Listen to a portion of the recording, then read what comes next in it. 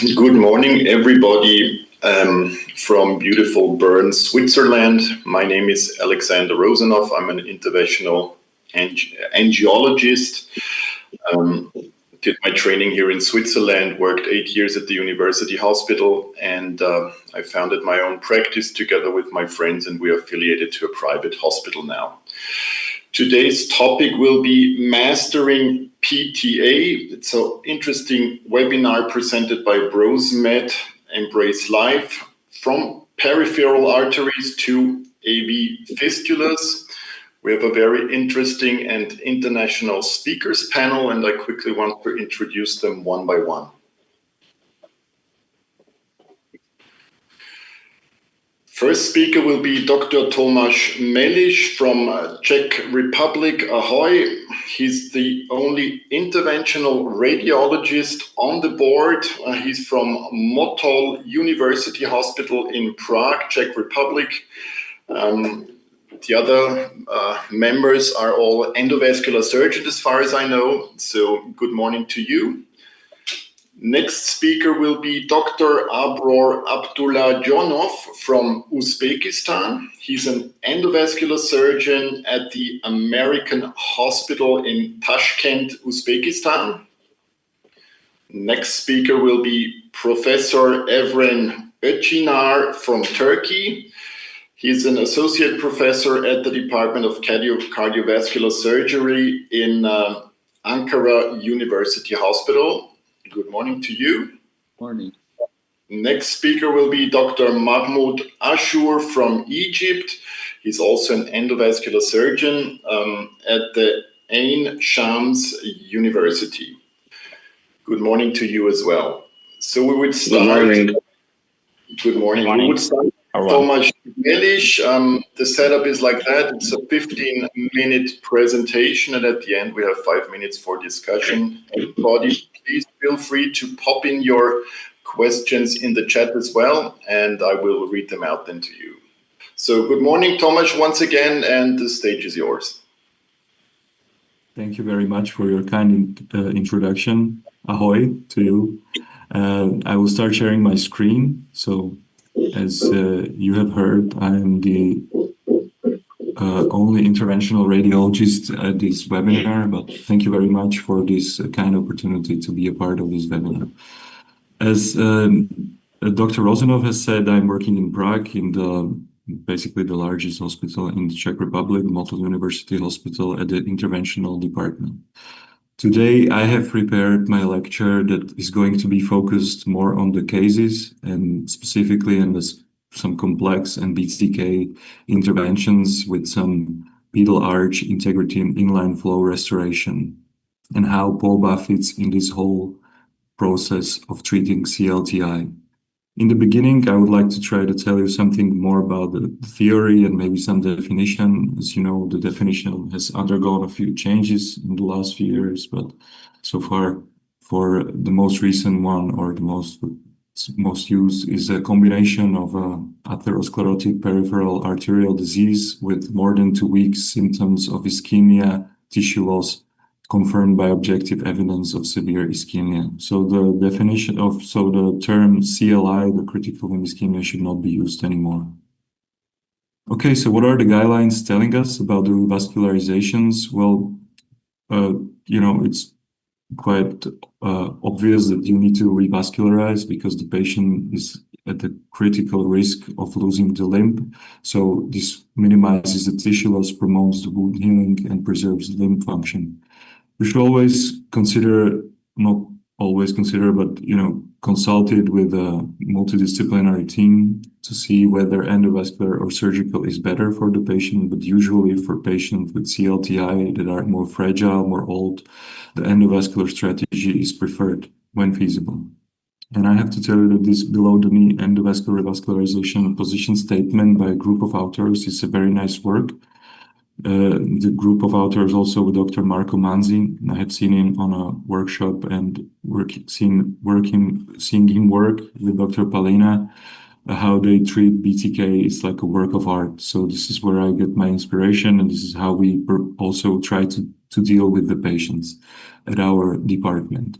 This is the technical framework in this study or the paper that I have shown you, there is a very nice scheme, very nice flow chart, how you should endovascularly, what should be your process. If you are able to cross, if you're not able to cross, what wires you should try, how you should optimize your strategy. But what are the key points? Well, we use the antegrade access as a first line. We use common femoral. We're trying to cross intraluminally. If not able, then subintimal is also acceptable. And I'm sure you all know, since you're working in this field, that there have been a lot of talk about the TCBs or stents used in the BTK, but I feel like there hasn't been any conclusive or convincing results. So for us, the plain old balloon angioplasty still remains the mainstay and still remains the great working horse strategy for most of the lesions. Okay, so this has been enough of the talk. Let's move on to some cases. The first case I would like to show you is a 69-year-old male, who's diabetic, with a non-healing ulcer on the second and the third toe. So it was an angiosome of anterior tibial artery. This is how the CTA looked like. As you can see, there is a occlusion, calcified occlusion of the middle segment of the anterior and a distal occlusion of the posterior artery. He had a hypertension and dyslipidemia, no prior limb revascularization. So we have decided to do angio. This is how it looked like. When we have a patient that is isolated BTK, so there is no stenosis of the femoral or the popliteal, we use a 5-French sheet that is placed in the popliteal artery because there is you have a better pushability, better control of the wires. This is how the angio looks like. It correlates with the CTA, with some not very nice part of the proximal half of the ATA, short occlusion of the fibular, and then a distal occlusion of the posterior tibial artery, with quite okay pedal arch flow. So my strategy, as the angiosome was the anterior tibial artery, was to try to recanalize the anterior first, then move on to posterior and see the fibular as the last. So this is how it looked like in real life. I was able to cross the proximal occlusions of the anterior with no problem. I have performed the dilatation, but after a few whiles, I have managed to make only a perforation. So I said, okay, a lot more vessels to go through. Let's move on to the posterior. Maybe I will have more luck there. This was a couple of minutes after trying to recanalize the posterior in the end up of the perforation as well. I'm sure you know, if this happens to you as well, this is where the frustration starts to begin, because you know this anterior posterior, they're the most, like the strongest vessels to recanalize. So but I said, okay, there is a lot more steps I can go through. Let's move on to the fibular artery. This is how it looked like enlarged. As you can see, this is the post-angioplasty findings of the anterior and the posterior. There is a short occlusion of the fibular. I wasn't able to cross it with a 19-inch wire and not with a 3-millimeter balloon. As you can see here, a lot of extravasation here as well. So I have decided to change my strategy, put in a 14-inch wire and a 2-millimeter balloon, which eventually I was able to cross. So I was quite happy with that, but I said, okay, let's move on to the anterior, because you know, it's better for the patient to have an inline flow to the direct angiosome. And as from the angio, I was able to find quite a strong collateral connecting the distal part of the fibular artery with the dorsalis pedis. So I have said, okay, I'm gonna try to put the wire inside, which happened no problem. I don't know if you can see it because I used an overlay roadmap, but there is a very strong collateral here. And I was able to put a 14-inch wire inside. Then I placed the microcatheter and was able to successfully recanalize it from below. Then it was no problem to place a 19-inch wire from the top and just dilate the whole vessel, the anterior and the fibular, with a 3-millimeter Minerva Pro conical balloon. This is the result, with the restoration of the direct inline flow, even in the anterior and the fibular, and also with a nice flow to the dorsalis pedis. And since this procedure took me almost 2 hours, I have decided not to try the posterior, since there was no defect in this angiosome. And it was also a success clinically because after 8 weeks, the wound healed. Okay, let's move on to the second patient, which was a 92-year-old male with a non-healing ulcer in the first toe and the plantar metatarsal region. So it was the angiosome of anterior and the posterior as well. He didn't have any claudications, and since this was a very old, fragile patient, basically the endovascular was his only salvage for the limb. This is how the angio looks like. The proximal parts are quite okay, maybe some small irregularities on the anterior and posterior, and some small stenosis, not significant stenosis on the distal anterior. So what was my strategy? Well, try to do the anterior and then try to revascularize the plantar arch. Since the defects were on the distal parts of his toes, this is how the angio looked like after doing the distal part of the anterior tibial. As you can see, there is quite like minimal flow in the distal parts, distal segments of the toes, no metatarsal region. Again, I have decided to access the pedal arch. I'm always using the 14-inch wires with the 2mm balloons. I've been using Minerva balloons for these purposes, and I have to say they are going inside the arch very nicely. This is how it looks like. It is a very satisfying feeling when you can find a pedal arch like this and connect the two vessels. But I'm sure you know this if you're doing these kind of procedures. Then I was able to perform an angioplasty with a 2mm balloon, and this is how the angio looks like. As you can see, there is much better perfusion in the distal segments, and again, the wound started showing granulation after 2 weeks after the procedure, so it was a success in clinically. Let's move on to the third patient, which was a little bit different because this was a lady that was after a proximal femoro-popliteal bypass, which presented with acute onset rest pain and a forming ischemic defect, which was something between chronic lymphatic ischemia and acute ischemia. The Doppler ultrasound found no flow in the distal part of the bypass, with the bypass collapsed, but there was no sign of thrombosis. So we decided to perform angio and see what the problem was. This is how it looked like. The proximal part of the bypass was quite okay, and the distal parts without any flow. Since we knew that there was no thrombosis, I have decided to do an angioplasty of the distal anastomosis and then reassess and see how it looks like below. This is how it looked like after the angioplasty.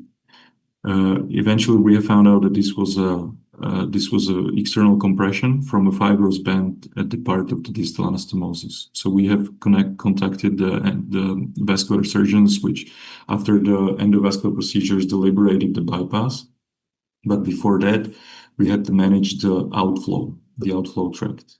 And when I've seen the angio, I have decided that the first thing would be, of course, doing angioplasty of the anterior. But since there was no sign of a posterior, and she had a forming defect in the posterior angiosome, maybe this was the time. If you're doing if you're doing the retrograde recanalizations through the arch, I have looked at this and I said to myself, okay, maybe this is the time where I should try primarily accessing the posterior via the plantar arch. So that's what I tried to do. This is how the anterior looked after angioplasty. I have used a 3mm balloon. And then again, I was trying to access the posterior with a 2mm Minerva Pro balloon with a 14-inch wire, but I had no luck crossing this distal occlusion. So I have only performed the angioplasty of the whole plantar arch with a 2mm balloon, and I have tried to access it antegrade, which to my shock, or not shock, I wasn't expecting this because it basically almost like nothing, the wire crossed itself, and the lady, she had a strong fibular artery that connected directly to the plantar artery with a hypoplastic posterior. So I was able to connect it antegradally, no problem, with the plantar artery. Then I have performed the angioplasty with a 3mm balloon with this connection. the pedal to plantar arch. And also there was a sign of healing of the wound after a few weeks of the procedure. And after this, the lady went to the surgical ward where they deliberated the fibrous band, and she's doing okay. So what is the summary in the CLTI? Well, this is how at least we at our department look at it. The more you revascularize, the better. If you are not able to do all the vessels, just do at least the angiozone, because the direct perfusion to the ischemic zone makes all the difference. And if you are able to rebuild and connect the arch, it really helps the microcirculation and the wounds heal better and faster. The retrograde access in CLTI is a viable technique. It's very helpful, and you can do it via the pedal plantar arch or the collaterals or the direct vessel puncture. It is very effective to try to recanalize because it's frequently easier to do it from the retrogradely. But you should not forget the antegrade approach, as I almost did. What I found out that using semi-compliant smaller Minerva Pro balloons, 1.5 or 2 millimeter, they have an excellent crossability, and every time I'm trying to cross a lesion in the plantar or pedal arch, these 2 millimeter small balloons are very good for you for these kind of purposes. They have a very low profile, they have a very good trackability and crossability. And the second very nice part of the Minerva Pro balloons, that they have a conical balloons, which I have to say I'm a very big fan of technology that is trying to match the natural flow and the natural tapering of the vessels, because it reduces the trauma in already very fragile vessels, and it's a less aggressive, and it leads to, probably we'll see maybe some better outcomes with the lower risk of dissection, better preservation of the lumen. So again, some take-home points: try to do as much as possible. If not able, do angiozone. Retrograde access is a great technique, but don't forget to try the antegrade, as I did. Minerva Pro balloons are very good at using the crossability and versatility in trying to connect the pedal and plantar arch, and restoring the inline flow with the pedal arch really helps heal the limb better. So thank you very much for your attention. And this is actually a very relevant picture. Right now we have a lot of snow in Prague, so this is a beautiful winter atmosphere here. Thank you very much. If you have any questions, I'll be happy to answer. Thank you very much, Tomáš, for the great cases and especially the very good results. Those are for sure challenging cases. So we have 2 minutes actually for discussion. Are there any other comments or questions from our speaker panel? If not, then I might start with the first question. Do you ever run into the problem of really severely calcified below the knee arteries in diabetic patients or patients with long-term steroids, where you can pass with the wire, but nothing else goes through?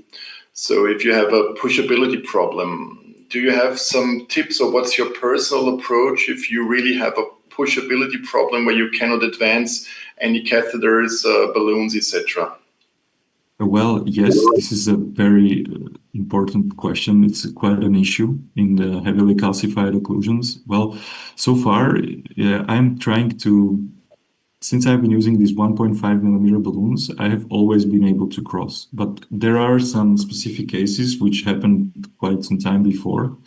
And I've always tried the retrograde access. The retrograde is sometimes better for the crossability, but there is this technique, I don't know if you've heard about, it's from Dr. Marco Manzi showed me. It's where you cross with the wire and you just puncture with the micropuncture needle the calcified and try to just damage the calcifications inside the vessel, and then it's easier to pass with the balloon. But for me, I have always been able to cross with a very low profile 1.5 millimeter balloon so far. So, but yeah, it is a problem sometimes, and it can be a nightmare. It can change the whole procedure from a 30-minute procedure to a 4-hour long procedure, where you just basically end with a worse result that you started, and it's just sometimes a nightmare. Yeah. Perfect, thank you. As time is already... Yeah. Sorry? continue. Do you have any tips or how you cross this kind of lesions? Like, what is your? I guess what you said is already true, but I also want to build up as much support as possible. A long sheath is absolutely must, in my opinion. Maybe even a 70-centimeter sheath, maybe a 4 French sheath, which you might be able to advance into the crural artery already. Other things, we tried things in special cases with arthrectomy or rotablation, where you kind of really sand those calcified lesions, and of course the retrograde approach, but sometimes those cases are very challenging. Yeah, sometimes, yeah. Thank you. Thanks, Tomáš. We have to keep the time schedule, so that's why I would kindly welcome Dr. Abror Abdullajonov from Uzbekistan to start with his presentation. Hello, everyone. Thank you. One moment.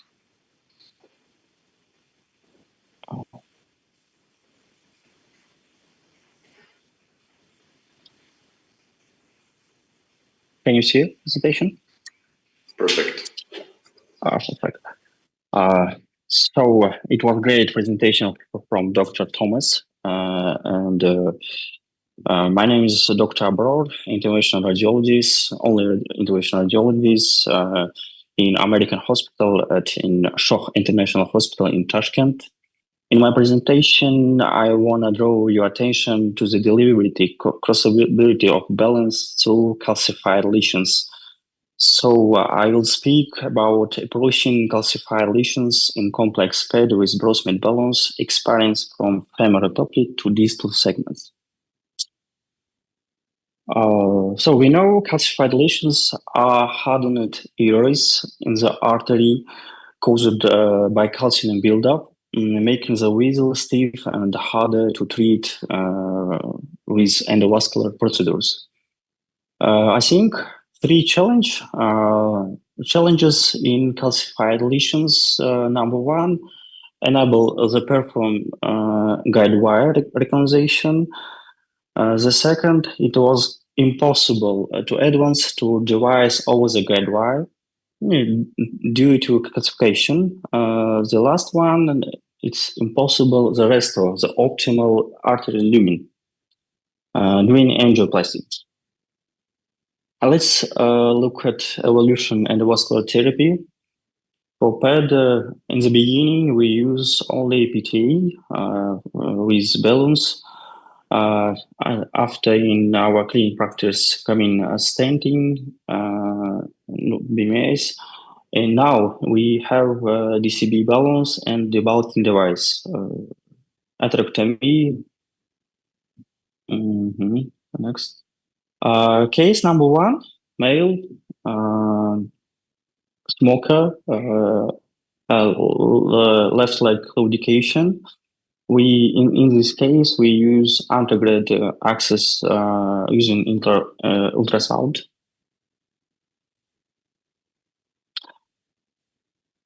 Attention, not using support catheter, only guide wire and balloon.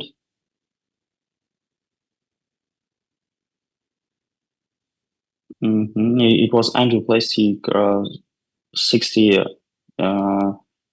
second. And final angio. I want to say that distal segment is okay. Problem was in occlusion femoral, superficial femoral artery. And case number 2, female smoker. We also, in the beginning, we also used antegrade access.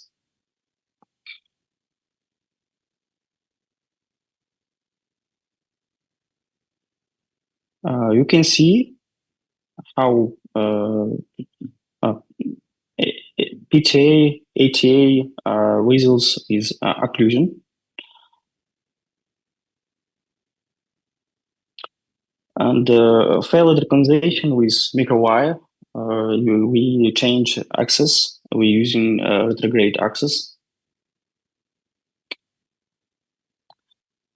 Over the retrograde access, we're using balloon pollux or number 1.50.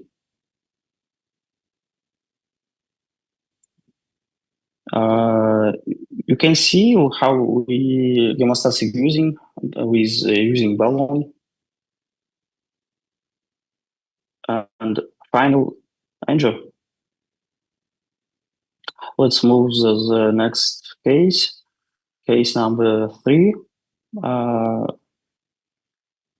We also using antegrade axis.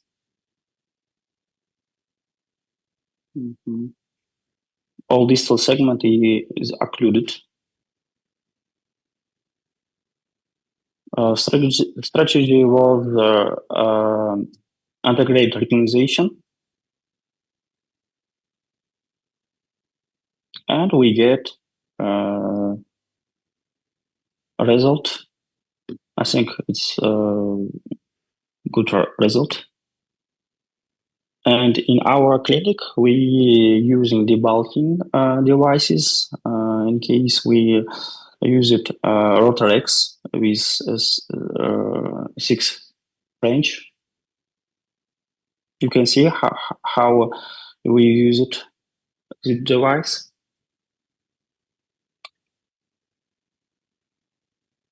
And with it, we use it in the beginning Pollux balloon, then DCB balloon.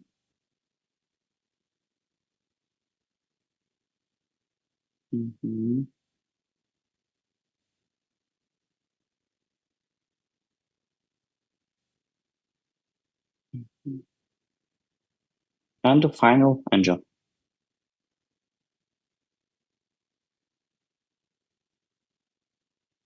By the way, we used BrosMed balloons for the first time in Bukhara city with my college in Bukhara.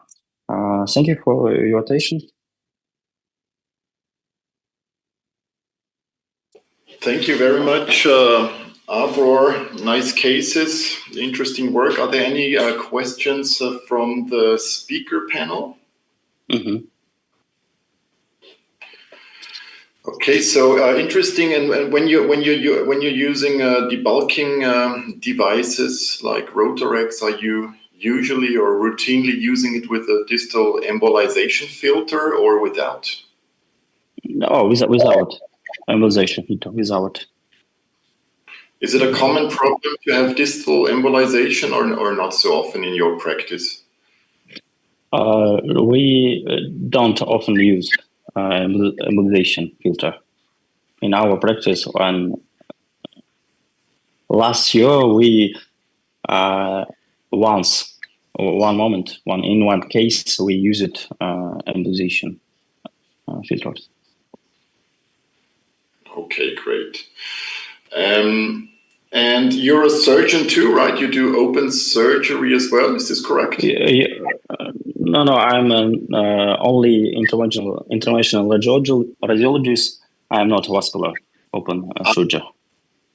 Okay, perfect. Are there any cases in the Femoro-Popliteal segment where you would, right at the beginning, call your friends from the vascular surgery and say, I don't want to touch this. This is something... In our hospital, we have a vascular surgeon when collaboration in hybrid operation. We always call him. Okay, so you also have like a multidisciplinary team who assesses the cases and discuss the patient cases together, right? Yeah, our team is young because... Perfect. All right, thank you very much for the nice cases. So I would kindly switch to the next speaker, Professor Evren ÖZÇINAR from Turkey. The stage is yours. Welcome again.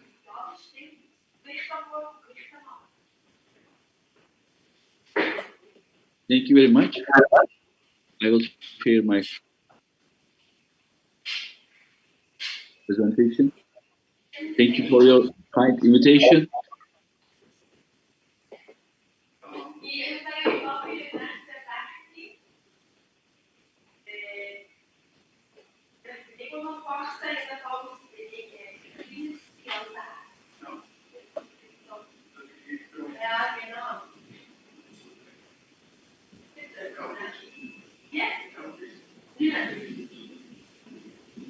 I'm a cardiovascular surgeon also in Turkey, Ankara. I would like to share my some cases for arteriovenous fistulas with my experience. AVF is the lifeline for hemodialysis patients. Dysfunction due to stenosis is common. The lesions are like the BTK cases, fibrotic, calcified, and resistant to dilatation. Procedural goals are effective dilatation of resistant lesions, minimizing vessel trauma, and reducing procedure time.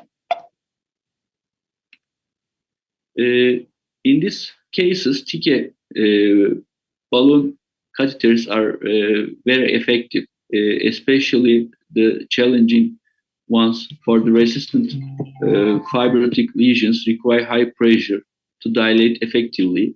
So they have raised burst pressure up to 24 atm, average burst pressure bigger than 32 atm, and benefit provides force needed to crack hard calcifications and ensuring procedural success. Also, the vessel segment causes dog-bone effect leading to dissection, and this may be overcome with low compliance TK solutions for minimal growth up to RPFP and no dog-bone effect, confines dilatation force to the lesion and protecting adjacent healthy vessel tissue. Also, a flexible tip make a very advantage issue for the crossing challenging lesions. Also, kick resistance is excellent for the third use anatomy, especially in AVF cases. This is our first case, 65-year-old. The patient undergoes dialysis through an IVF, but then was taken for the procedure due to the fistula occlusion. There is a transposition prior than our cases, and we use a brachial artery 6 French sheet and BrosMed TK non-compliant 6 to 60 millimeter PTA and 8 to 60 millimeter PTA during the cases. You see the transposition segment, and also they put another stent, but the stent is occluded. So we get the wire with the TK help of TK balloon, and you see this part. And first we use an angiojet for the thrombus load. Then we make the ballooning for the transposition segment and also the stenting segment. And then the patient is very well for approximately 6 months. The other AVF patient is 53-year-old, approximately 1 month ago, coronary artery bypass grafting, but who undergoes dialysis through an AVF. The fistula occluded approximately 14 days after the procedure, so we decided to recanalize the AVF. We use again a brachial artery intervention with 6 French sheet, and we use BrosMed TK 5 to 100 and 7 to 100 PTA. You see that this is an arteriovenous fistula radial to cephalic, and then we use the smaller ones for this, and it's a long ballooning there. And then you see that the patient on the same day could easily go to the hemodialysis with this recanalized AVF. This is our third case. It's a 73-year-old chronic ulcerative wounds on both legs, intermittent claudication. So we make a complex intervention. You see, this is a below the knee procedure. There are very calcified lesions in the perineal and the SFA popliteal part. We use the TK long ballooning for overcome the calcified lesions, and you see that all the tibialis anterior part with another long TK balloon and minimal recoiling there, and the wounds are easily healed approximately 2 weeks later, and also we could get the arc part with, you see that all the SFA to toe, and also we made an access for tibialis anterior to tibialis posterior easily. And the fourth case is 68-year-old male with a popliteal monophasic flow, and when we make the angiography, you see that there is a great calcified lesion in the popliteal part.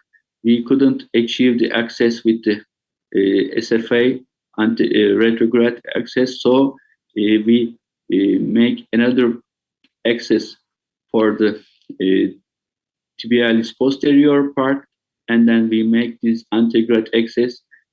We use the ballooning part, and you see that the calcified region is all recanalized.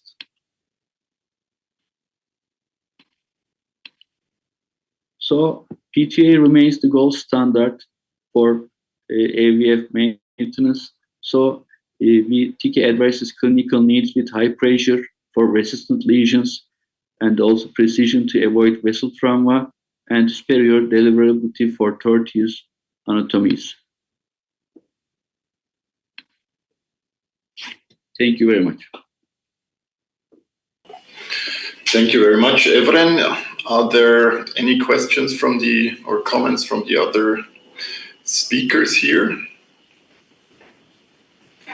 If not, I might start. When you have like a completely occluded AV fistula, what's your approach for that? Do you completely solve the problem in an endovascular way with angiojet thrombectomy, or are there cases where you do an open thrombectomy? What's your approach as an endovascular surgeon? Actually, we first examine the patient for mapping for the thrombose part. So when we find the lesion, occluded part, it's approximately small part. So we generally use an angiography first.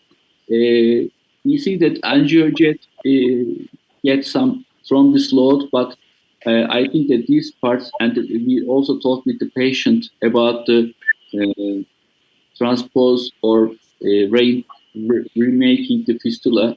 First, we want to give a chance for the patient, and then generally when you make the Doppler examination, you see the proximal or distal part, any occlusion part.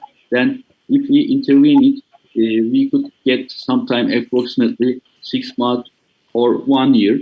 If then we need redo interventions there, so we go to the open surgery for transpose or reconstruct the AV fistula then.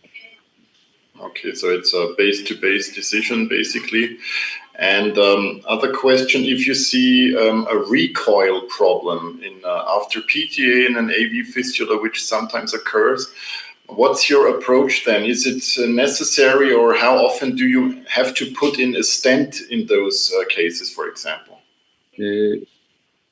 I think that due to our experience that if the recoiling part is the proximal part, like the cephalic subclavian vein, we need to use a stent. But if it is on the brachial to the arm part, then I think that ballooning and bigger dilatation ranges are enough for the recoiling.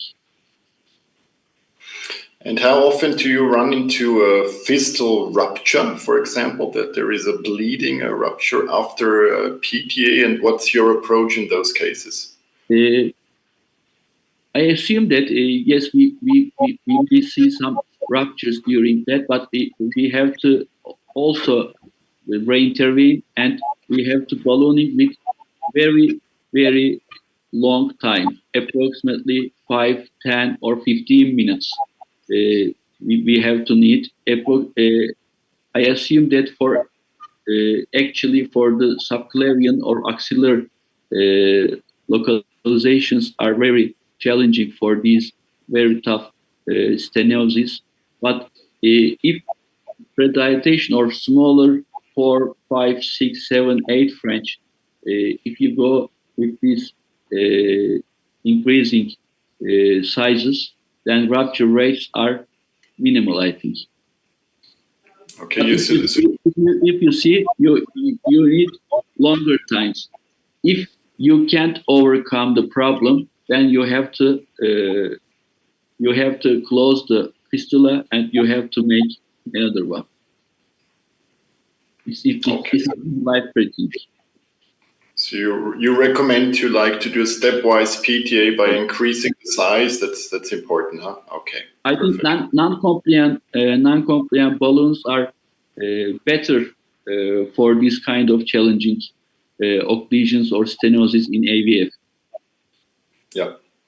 And last question, as we still have a little bit of time for the discussion, do you use cutting balloons in your daily routine, or what's your approach on that? Is it necessary? Does it help you in some particular cases? Yes, cutting balloon is important for the AVF. Yes, we use Tri-Wedge. We use and we get good results. But you know that they have some advantage for vessel preparation, occluded vessel for AVF route. But also you will need bigger size, normal, long, non-compliant balloons then. All right, perfect. Thank you very much for the interesting insights. So then I would switch to the last speaker for today from Egypt, Dr. Mahmoud Ashur. The stage is yours. Good day, everyone. I'm Dr. Mahmoud Ashur, vascular and endovascular surgery consultant at Egypt Air Hospital. It's nice to have to join you at this webinar, and I want to share our experience here in Egypt in some cases.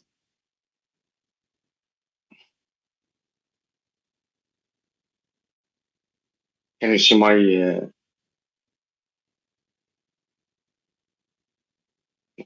Alexander, can you hear me? Perfect. Everything is fine. We see you. We see the presentation. Just go ahead. Thank you. Okay, thank you.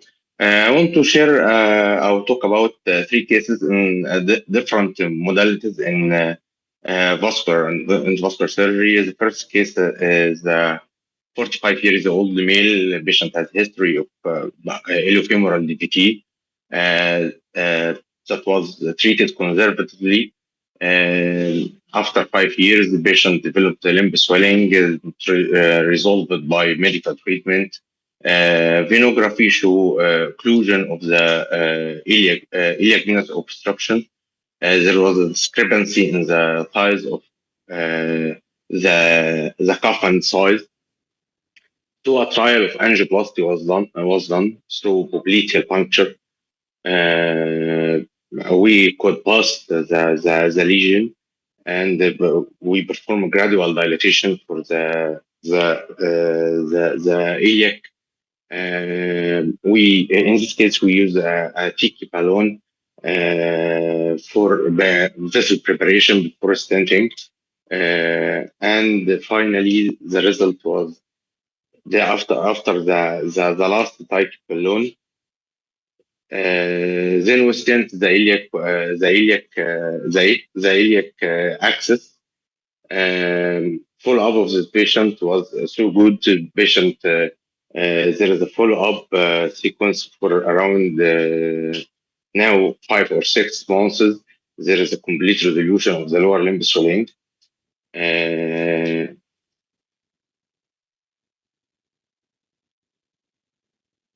and no restenosis or occlusion of the stent post-operatively. This was my first case. The second case was AV fistula. This patient has a radiocephalic AV fistula. I do it for him 8 years ago. He has a complete occlusion of the fistula of fibrosis at the repeated puncture site of the dialysis. He has a trial of revascularization since 1 week before our intervention. It was a failed trial due to the CTO. We could pass the occlusion. Then we have a multiple trial of dilatation of the stenotic area. We tried high pressure balloon, but the stenotic area was so resistant. So in this case, we choose to try the Tri-Wedge or cutting balloon, and I think it was the first balloon in Egypt to be used, and this was the result after the dilatation. This patient has a follow-up till now for 8 months. He has a good training and a good volume in his AV fistula, and he's in regular dialysis and no problem till now in his AV fistula. Our third case was a critical lower limb ischemia, with a patient with a total occlusion from his P3, no flow in the 3 tibial artery. He has a wound in his leg. He has a fracture and he's a bedridden, so he has ulcer.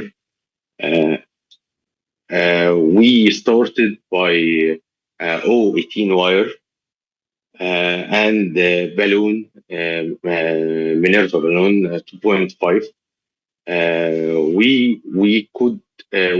We started with the peroneal. We could cannulate the peroneal artery through the peroneal anterior twig. We use the Minerva and the wire to go retrograde for the anterior tibial and open the ostium of the anterior tibial. Then we recannulated the anterior tibial artery antegrade, and through the arch we could revascularize the posterior tibial and open the ostium of the posterior tibial artery. Then we recannulated the posterior tibial artery from antegrade. After that, we use an atherectomy device. We use the hook one, then DCBs. We have performed total angioplasty for his 3 vessels and arch. His tissue loss and ulcer began to start granulation and healing after 2 weeks, and now he has complete resolution of his ulcer. This is the result finally after the dilatation and using hook one and drug balloon.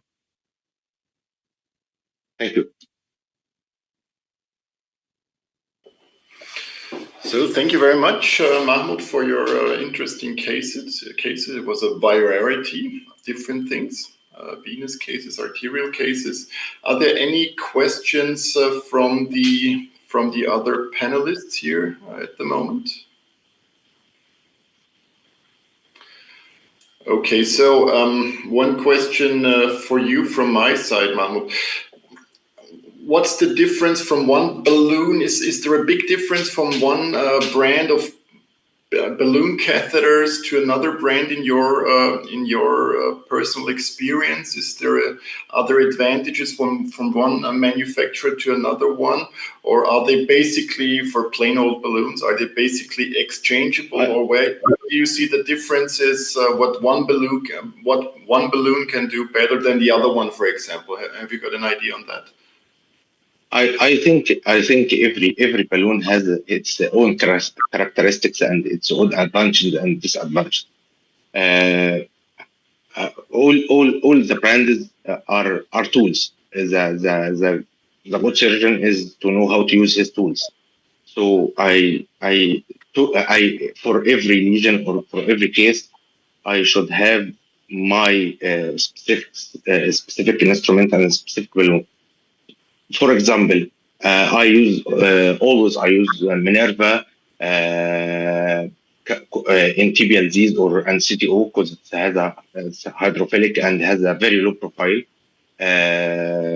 So with it I can pass the heavily calcified and the very narrow vessels at the tibials easily without. In Egypt, I think I don't use supporting anymore because with the perfect balloon and wire we can pass the CTO and tibia.